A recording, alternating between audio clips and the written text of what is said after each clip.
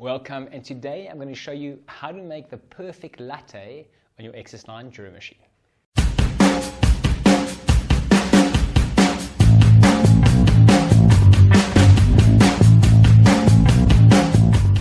So there's essentially two ways to make the latte on a Jura machine, and both ways are simple, but one is much quicker than the other.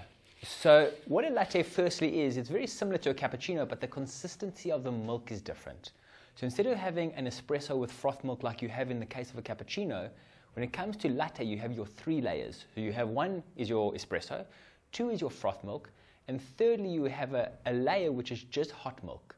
And why that's important is, one, it tastes a little bit different, and number two, it makes a totally different consistency and allows you to have those three layers, so it looks visually quite amazing.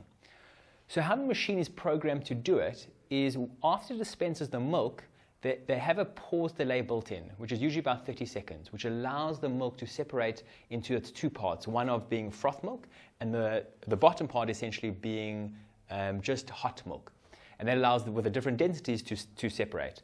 Now, if you don't want to wait 30 seconds, an easier way, and probably a better way to do it, is to use this little thing called the professional frother.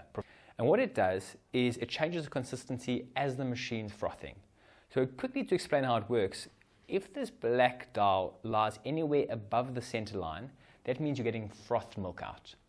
The higher you go, the frothier it becomes, but the less hot. So this is always a compromise between frothiness and heat. As soon as you go below the center line, now you only get hot milk. And again, the closer you are to the center, the hotter it is, the further away, the colder the milk is. So I'm going to make a latte by using no delay timer, but just by using the professional frother to change my consistency. So here we go. All right, so I'm going to leave it firstly here to get my froth milk out.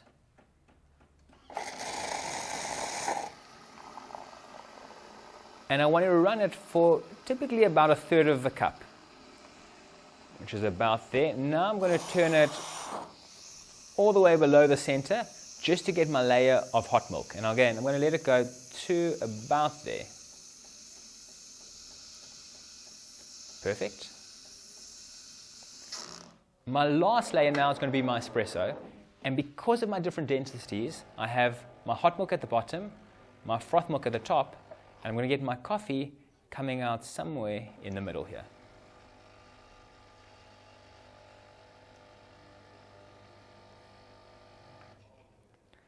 And that is the easiest and quickest way to make a latte on your XS9.